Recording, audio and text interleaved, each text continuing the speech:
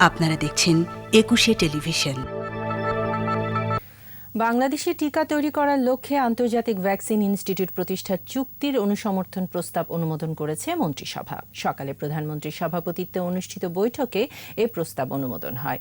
এর মধ্য দিয়ে বাংলাদেশে ভ্যাকসিন তৈরির পথ সুগম হলো। এছাড়া মন্ত্রিসভার বৈঠকে শিক্ষা প্রতিষ্ঠান খোলার বিষয়ে সিদ্ধান্ত জানাতে সংশ্লিষ্টদের নিয়ে বৈঠক করতে শিক্ষা মন্ত্রণালয়কে নির্দেশ দিয়েছেন প্রধানমন্ত্রী শেখ হাসিনা।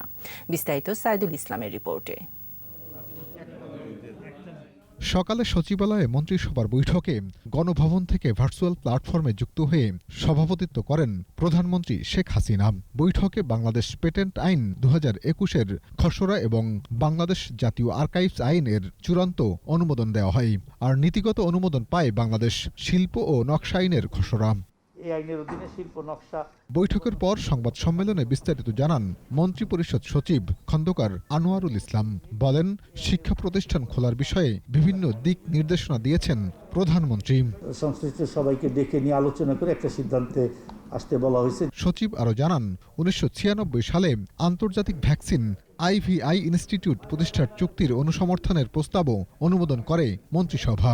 বাংলাদেশ ভ্যাকসিন উৎপাদন এবং এ সম্পর্কিত গবেষণা কাজে প্রশিক্ষণ, কারিগরি ও প্রযুক্তিগত সহায়তা পাওয়া যাবে। এতে দেশের ভ্যাকসিন উৎপাদনকারী প্রতিষ্ঠানসমূহের সক্ষমতাও বৃদ্ধি পাবে। ভ্যাকসিন উৎপাদন, প্রয়োগ ও মান নিয়ন্ত্রণ ব্যবস্থা আরও যুগোপযোগী হবে। নতুন আবিষ্কৃত ভ্যাকসিনের প্রযুক্তি হস্তান্তরের মাধ্যমে দেশে নতুন ভ্যাকসিন উৎপাদন সহজতর হবে। ফলে দেশে স্বল্প মূল্যে ভ্যাকসিন সরবরাহ করা যাবে। দেশের আর্কাইভকে আরও শক্তিশালী ও স্থায়ী করার লক্ষ্যে সংশ্লিষ্ট আইনেরও অনুমোদন হয়।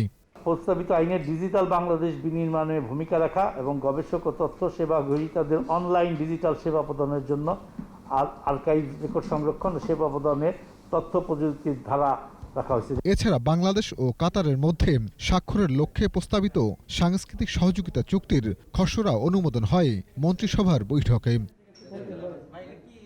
সাইদুল ইসলাম, ২১শে টেলিভিশন, ঢাকা।